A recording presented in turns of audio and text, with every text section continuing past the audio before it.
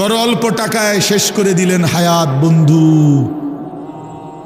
বড় অল্প দামে নিজের জীবন শেষ করে দিলেন, খুব কম দামে। এক সুস্থ সবল মুসলমান এত কম দামে নিজের বেচার কথা না। এইটুকু সামান্য দুনিয়ার জন্য এক ওয়াক্ত নামাজ পড়ার টাইম নেই।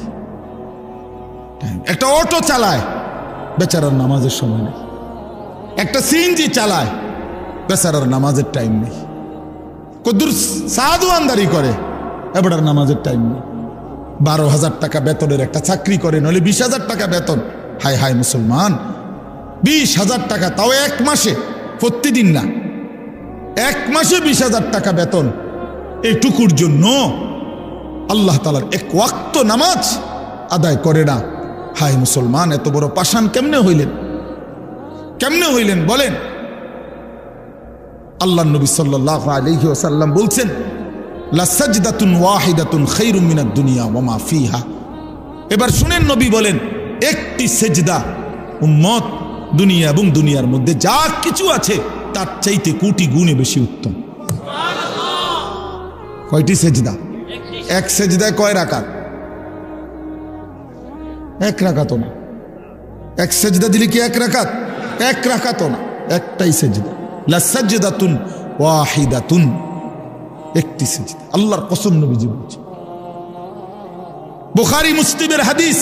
আল্লাহর নবী বলছে, 4টা কালেমা একবার বলা, 4টা কালেমা আপনি বলেন, সুবহানাল্লাহ, আলহামদুলিল্লাহ, আল্লাহু আকবার, লা ইলাহা ইল্লাল্লাহ। রাসূলুল্লাহ সাল্লাল্লাহু আলাইহি ওয়াসাল্লাম বলেন, এই 4টি কালেমা একবার বলা পৃথিবীর যত কিছুর উপরে সূর্যের আলো পড়ে সবটার যা দাম, আমি রাসূলের কাছে তার চাইতে বেশি দাম। বলেন, কি ধরলেন, কি হারাইলেন? কি হারাইলেন? এক ওয়াক্ত নামাজের মূল্য কত? ফজরের 2 রাকাত সেজদার মূল্য কত? রাসূলুল্লাহ সাল্লাল্লাহু আলাইহি ওয়াসাল্লাম বলছে, রাকাআতুল ফজরি খায়রুম মিনাদ দুনিয়া ওয়া মা ফিহা। ফজরের 2 রাকাত সুন্নত, হ্যাঁ হাদিস, দুনিয়া এবং দুনিয়ার মধ্যে যা কিছু আছে তার চাইতে কোটি গুণে বেশি উত্তম। তো ফজরের ফরজ 2 রাকাত, এটা তো আরো আছে, এটা তো রয়েছে, কতটা বেশি। কুল মা ইনদাল্লাহি খায়রুম মিনাল লাহবি ওয়া মিনাত তিজারা। কোরআন শরীফ আছে। একবার জীবনে সাহাবীরা প্রথম দিকে নবীজি সাল্লাল্লাহু আলাইহি সাল্লাম জুমার খুতবা দিচ্ছিলেন। জুমার নামাজের খুতবা ইসলামের প্রথমে শুরুতে জুমার নামাজের পরে হইতো, এটাই তাফসীর। মানে ঈদের খুতবা কখন হয়? নামাজের পরে। এই ঈদের খুতবা এখন যেভাবে হয়, প্রথম জুমার খুতবা এভাবে হইতো। মানে নবীজি ফরজ 2 রাকাতের সালাম ফিরাইয়া এরপরে মিম্বরে দাঁড়াইয়া কি পড়তেন? খুতবা দিতেন। এটাই ছিল তখন নিয়ম। তো এরকম একদিন খুতবা দিতেছে, সাহাবায়ে কেরামের কিছু সাহাবী মদিনার বাজারে ফু দিছে, কেউ ব্যবসায়ী পাইকারি মাল আনে, মাসে 15 দিনে তখন নিয়ম ছিল একদিন পাইকারি মাল আসতো। তো যে বেটা পাইকার, এ বেটা বাসি ফু দিত। ফু দিলে খুচরা দোকানদাররা বুঝতো পাইকার আসছে, সবাই দৌড়াইয়া হুড়াহুড়ি করে যার যার মাল নিত। এই বেটা তো আর আসবে না আবার। তো এই সাহাবীরা যারা মদিনার বাজারে ব্যবসা করত, ওনারা এই বাঁশির ফু এটা শুনছে। ওই খুতবার মুহূর্তে নবীজি খুতবা দিতে দাঁড়াইছে, জুমার নামাজের পরে, নামাজ ফরজ শেষ করছে।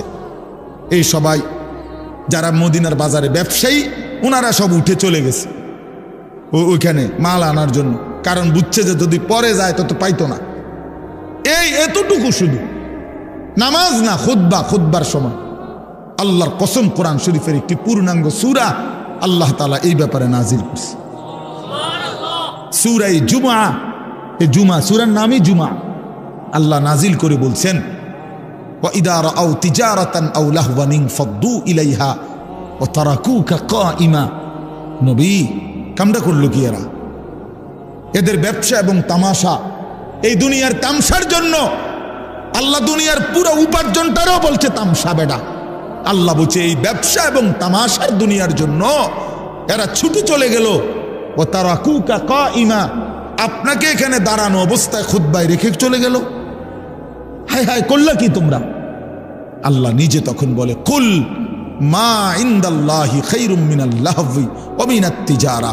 হায় আমার নবীর সাহাবীরা, শুনো, এই নামাজ এই খুতবার বিনিময়ে আল্লাহর কাছ থেকে যা পাইতা তা তোমাদের এই ব্যবসা এবং রং তামাশার এই দুনিয়ার চাইতে কোটি কোটি কোটি কোটি গুণে উত্তম ছিল। এর চাইতে সুন্দর আয়াত কি হইতে পারে? এর চাইতে পরিষ্কার কথা মালিকের আর কি হইতে পারে? ভাইয়া বলেন, ইনসাফ করে বলেন। আর কেমনে আল্লাহ বুঝাইতো? আর কেমনে বুঝাইতো? আপনার অসংখ্য মুসলমান, আমি আজকেও আমার জুমার নামাজ ওই শাসনগাছা, আমি এক মসজিদে এই মাস থেকে 2 জুমা পড়াই নামাজ। তো এইখানে বলছি যে আপনারা যারা শুধু শুক্রবারে জুমার নামাজ পড়তে আসেন, কেন আসেন? বাকি সপ্তাহ কেন আসেন না? বাকি 5 ওয়াক্ত নামাজ কেন পড়েন না ভাই? সপ্তাহের বাকি দিনগুলো কেন নামাজ পড়েন না? শুধু শুক্রবারে 2 রাকাত নামাজ পড়তে কেন আসেন? এ কথা বুঝানোর জন্য যে আপনি মুসলমান, এটা বুঝানোর লেগে নাকি? আমি তো পরিষ্কার বলি না ফরমান, তোমরা যারা 5 ওয়াক্ত নামাজ পড়ো না, পুরো সপ্তাহ নামাজ পড়ো না, তুমি শুক্রবার আয়োনের কোনো দরকার নাই, তুমি শুক্রবারে আইসা বুঝানোর দরকার নাই তুমি মুসলমান। তুমি মুসলমান আমরা এটা জানি। তোমার না ভোটার আইডি কার্ড আছে? তোমার এনআইডি আছে তো? তোমার জন্ম নিবন্ধন সনদ আছে, আমরা জানি তুমি মুসলমান। তুমি মুসলমান আমরা জানি বেটা। কইতাইও তুমি কি দরকার ছিল? কি দরকার ছিল নিজেকে মুসলমান বুঝাইবার জন্য?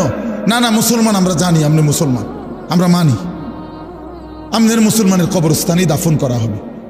নাই তো বলেন কেন? যদি বলেন না হুজুর আমি এই জন্য আসি নাই, আল্লাহর জন্য আসছি, তো আল্লাহর জন্য আসলে আসরের নামাজে আসলেন না কেন? প্রতিবাদ করেন। একজন প্রতিবাদ করেন না যে না হুজুর আপনি ভুল বলছেন, আমি আল্লাহর সন্তুষ্টির জন্য আসছি। তো আল্লাহর সন্তুষ্টির জন্য আসলে ফজর কই, জোহর কই, আসর কই, মাগরিব কই, এশা কই, শনিবার, রবিবার, সোমবার, মঙ্গলবার, বুধবার, বৃহস্পতিবার, সে এই সপ্তাহের এই দিনগুলো মালিককে মনে করেন না কেন? বলেন ভাই, ইনসাফ কি বলে? বলেন একজন বেনামাজি বলেন, বলেন খোদার 365 দিন কোনদিন যারা ফজরের নামাজ পড়েন না, এত বড় বেহায়া কেমনে হইলেন? কেমনে হইলেন? এই যুবক ভাই, তোমরা যারা কখনোই ফজরের নামাজ বছরের কোনোদিন পড়ো না, তুমি এত বড় নির্লজ্জ মুসলমানের ঘরে এত বড় বেয়াদব কেমনে হইলা? বলো বেটা, এখন প্রতিবাদ করো বেটা। মুসলমানের ঘরে এত বড় বেয়াদব কেমনে হইলা? এত বড় গাদ্দার মুসলমানের ঘরে হইলা কেমনে? তোমার আল্লাহ নাই, তোমার রসুল নাই, তোমারে কেউ বানায় নাই, তোমারে কোথাও যেতে হবে না, তুমি মরতা না, তোমার কোনো হিসাব নাই, তোমার কোনো আমল নামা নাই। কি মনে করছো তুমি? এই মোবাইল, হ্যাঁ, এই বেড়ি, নর্তুকি, নারী, ছবি, উলঙ্গ দৃশ্য, আর এই ভাত তরকারি, পেশাব পায়খানা আর ঘুম, খালাস, এরই নাম জীবন? এ তো জানোয়ারের জীবন।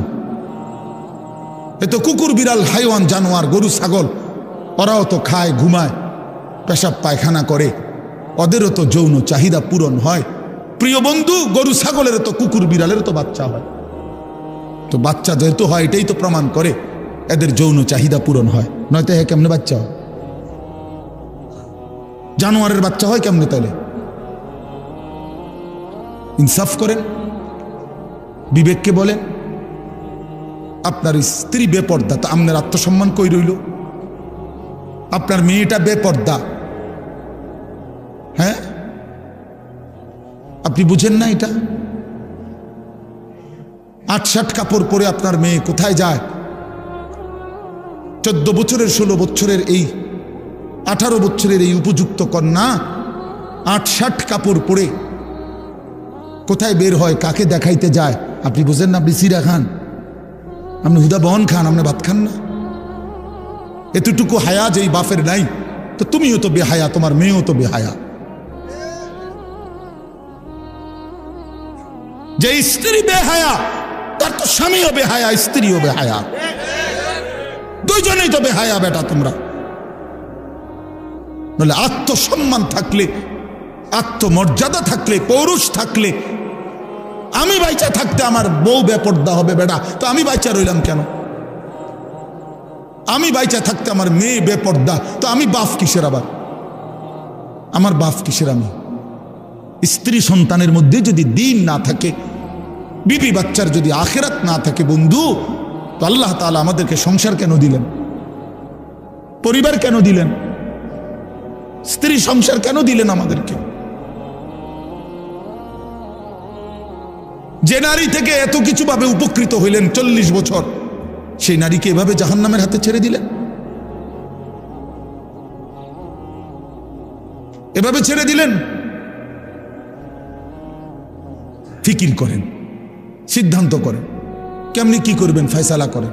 এই পৃথিবীতে প্রত্যেক মানুষের সামনে যখনই যে কোনো সমস্যা তৈরি হয়, সে তো প্রতিটা সমস্যার সমাধানের জন্য কোনো না কোনো কৌশল বের করে না? তো এর জন্য বাইর করেন, আপনি বুদ্ধি বাইর করেন, আপনি পরামর্শ করেন যে হুজুর আমার স্ত্রী বেপর্দা, আমি কি করতে পারি? আমার মেয়ে বেপর্দা, আমি কি করতে পারি? আমার ছেলে কোনো দিন ফজরের নামাজ পড়ে না, আমি কি করতে পারি?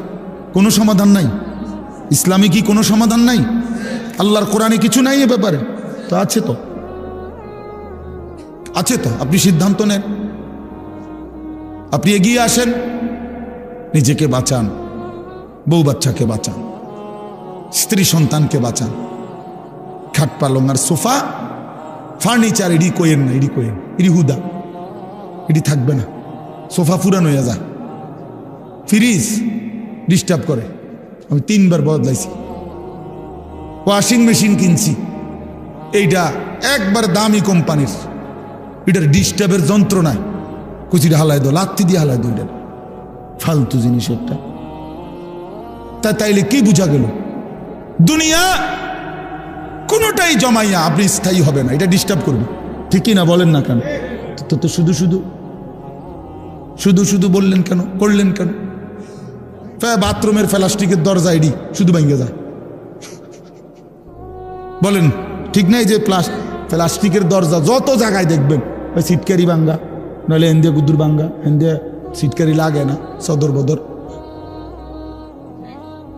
তো দুনিয়া তো একটা ফালতু জিনিস।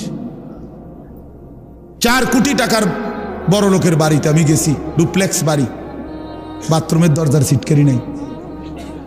সিটকারি আছে মানে ওই বল্টুটা নাই, শুধু এই জিডের মধ্যে সিটকারিটা লাগায়, এই কদ্দুর জায়গাটা নাই।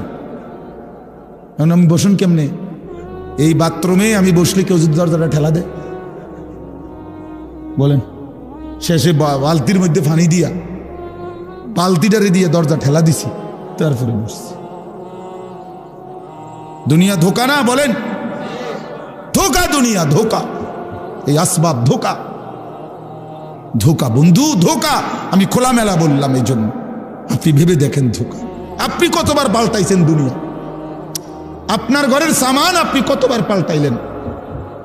আপনার বিবির ওই পাউডার শুনু তারে বলেন, এই বেপর্দা নারী, এই পাউডার ফেয়ার এন্ড লাভলি লাগাইয়া 1 ঘন্টা সাইজা গেলা, আবার যে তুমি আইসা এগুলা ধুইয়া লাইতে আসো, নিজেই হালাই দিতেছো নিজের পাউডার, নিজের পাউডার ফেয়ার এন্ড লাভলি এগুলো নিজেই ধুইয়া সব মুছে ফেলে দিলা, তো তুমি কি বুঝো না একবারও এগুলো ধোকা?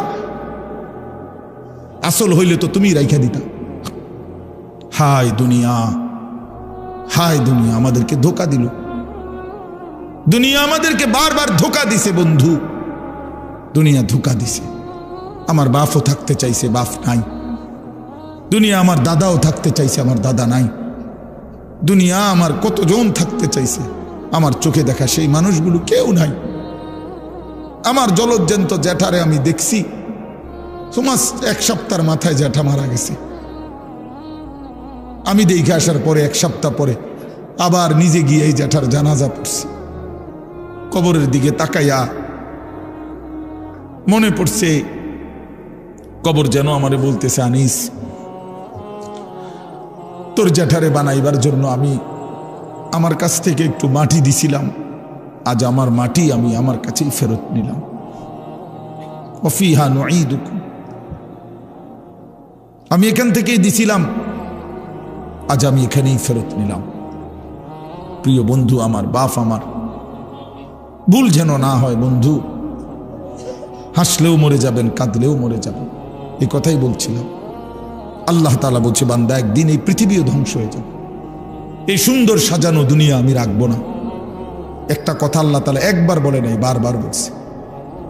কতভাবে যে বলছে বিশ্বাস করেন, আমি যদি একটা একটা আয়াত বলতে পারতাম, কতভাবে আল্লাহ তাআলা এই কথাইটা বলছে, রে বান্দা আমি রাখবো না, রাখবো না, দুনিয়া রাখবো না।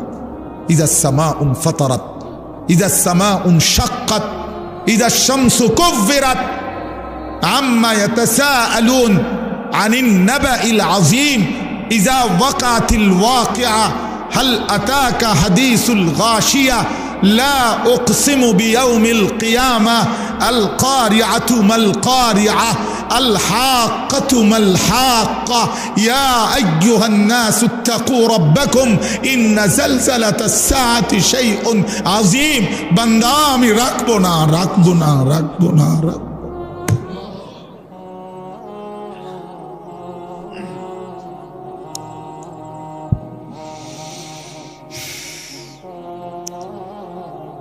আল কারিআতু মাল কারিআ।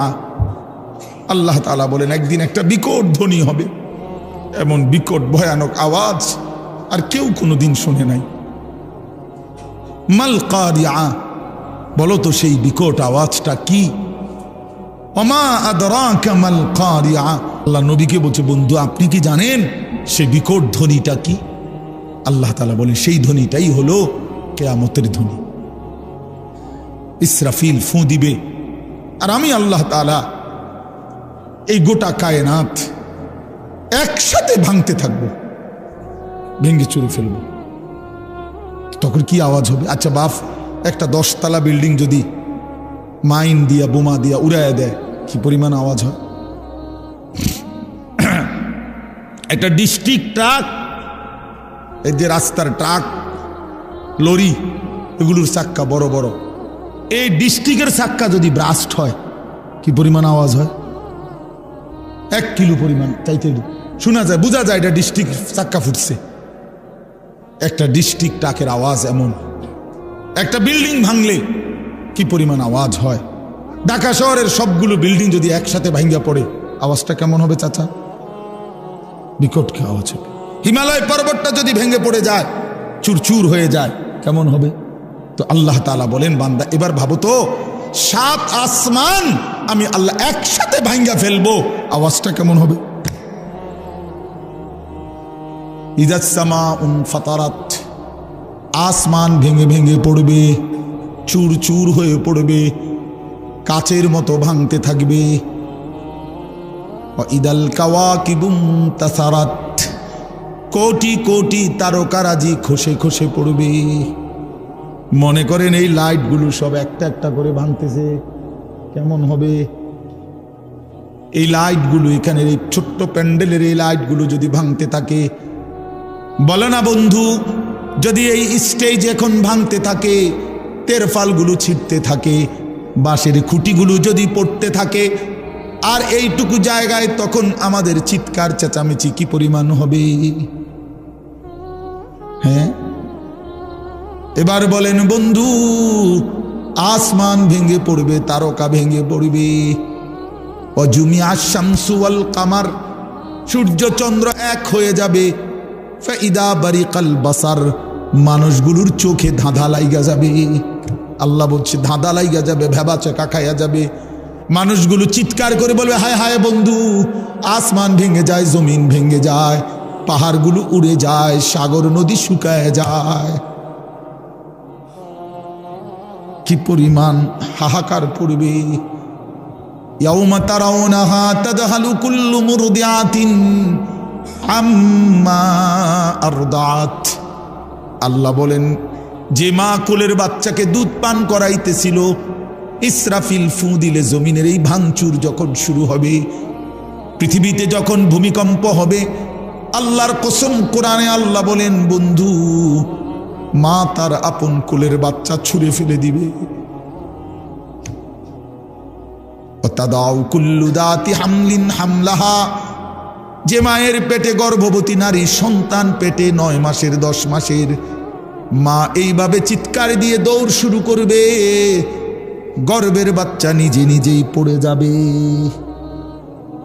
আল্লাহর কসম, এটা কোরআনের আয়াত।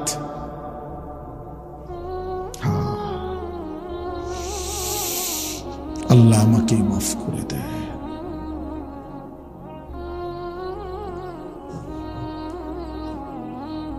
একবার দুইবার না, রং তামাশায় খুব ডুবা গেছো তোমরা ছেলেরা। তোমাকে বাপেও কিছু কয় না, মায়েও কিছু কয় না, কেউ কিছু বলে না। লাখ লাখ ছেলে পেলের চলাফেরা দেখলে বোঝা যায় কোনো অভিভাবক নেই, কেউ নাই। তার হাঁটা চলা দেখলে বোঝা যায় চুল কিরকম, পাও কিরকম, আড়ে কেমনে, ফ্যান কিতা, হেতে কিতা, মানুষ না প্লাস্টিক, হাফ প্যান্ট না ফুল প্যান্ট, এটা কিতা, হ্যাঁ, করে কি করে না। একটা মোটর সাইকেল পাইলে এটারে বাপরে এত জোরে সারে, কুত্তাও এত জোরে দৌড়ায় না, কুত্তার তুনো জোরে দৌড়ায়, কুত্তার চেয়ে। কারণ তোরে কি কামড়াইলো, তোরে কোন কুকুরে কামড় দিল, তুই এরম জোরে ছাড়লি কেন? এটা কি ব্যারামটা কি তোর? হ্যাঁ, এটা যে এত জোরে ছাড়লে বলে না মানুষে দেখবো, আমার এটা মানুষে দেখবো, কিন্তু তুই গেছই গা, বোঝেন না কথা। মানুষের চাইতে চাইতে তো তুমি চক বাজার, তুমি যে এত জোরে ছাড়ছো যে মানুষের যে কদ্দুর মনোযোগ দিয়া চাইবো, এই টাইম মতো না, এটা যেই জোরে ছাড়ছো, এটা তুমি তো গেছো গা চক বাজার, বেড়া অনয় নেই সুবর্ণপুর। বলেন ইনসাফ করে বলেন, যে তোর কি হইলো, এটা মানুষ তো চাইতে পারলো না। এটা মানুষে যদি দেখাইতে দরকার, তো সবচেয়ে উত্তম ছিল রাস্তার পাশে মোটরসাইকেলটা মাথা নিয়ে রাখলে, তাইলে বিষয়টা মানুষ ক্লিয়ার বুঝতো যে আশ্চর্য কিও এটা কিতা বলে, ভাই এইটাই যে আপনি যাতে দেখেন,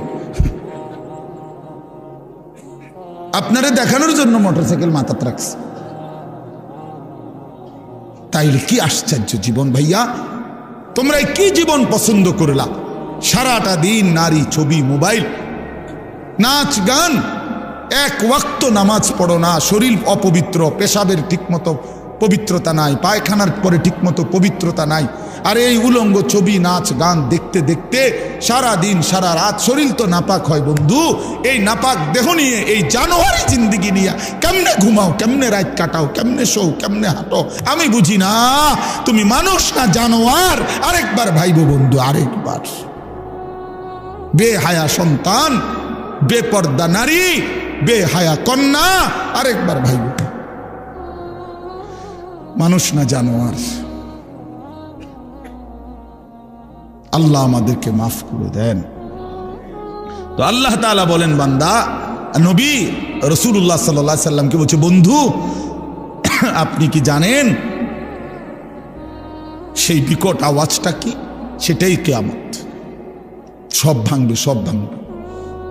আপনি কি মনে হয় এটা হইবে নি? আসলে কথা বলেন না কেন? ছেলেরা বলো না ভাইয়া, হবে এটা? 100 কিয়ামত হবে, পৃথিবী ধ্বংস হবে।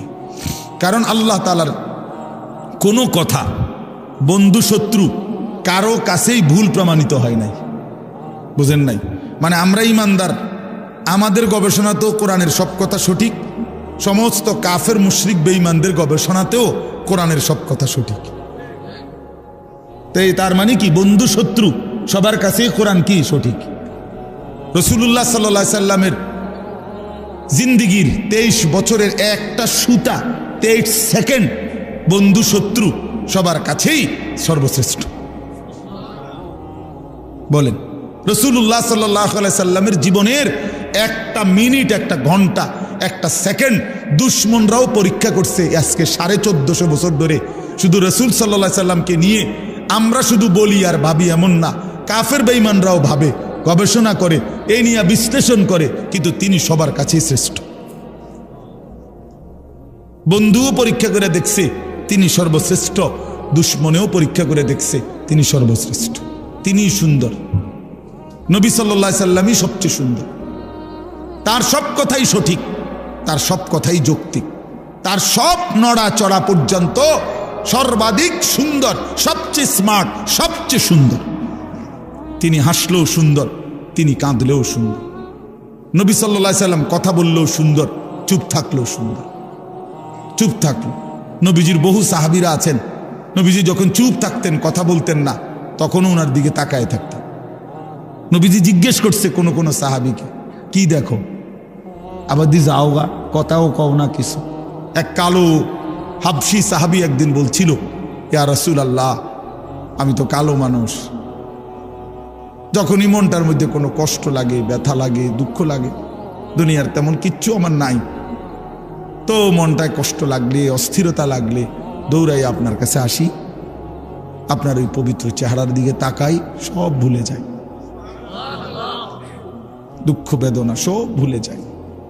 তো এখন কেন আসছো? বলছি, ইয়া রাসূলুল্লাহ, আজকে একটা কথা বলতে মন চাচ্ছে। এই সাহাবী, তাফসিরে আছে সূরা নিসা, এই কালো সাহাবী বলছি, ইয়া রাসূলুল্লাহ, আজকে একটা কথা বলতে চাই। বলছে, বলো। বলছে, এখন তো আমি যত সাধারণই হই না কেন, এই দুনিয়ায় তো আপনারে দেখে দেখে আমার কলজা ঠান্ডা করি, দিল ঠান্ডা করি। হাসরের ময়দানে তো আপনি চলে যাবেন অনেক ঊর্ধ্বের জান্নাতে, আর আমারে যদি আল্লাহ জান্নাত দেয়ও, দিব সাধারণ যে কোনো একটা জান্নাতে দিতে পারে, আমনের লগে তো আর দিত না, আপনি তো অনেক ঊর্ধ্বের, আপনি চলে যাবেন। এখন আমার জানার বিষয় হলো, আমি যদি জান্নাতে গিয়া আপনারে না দেখি, খোদার কসম নবী, ওই জান্নাতে থাইকেও তো আমি আরাম পাইতাম না।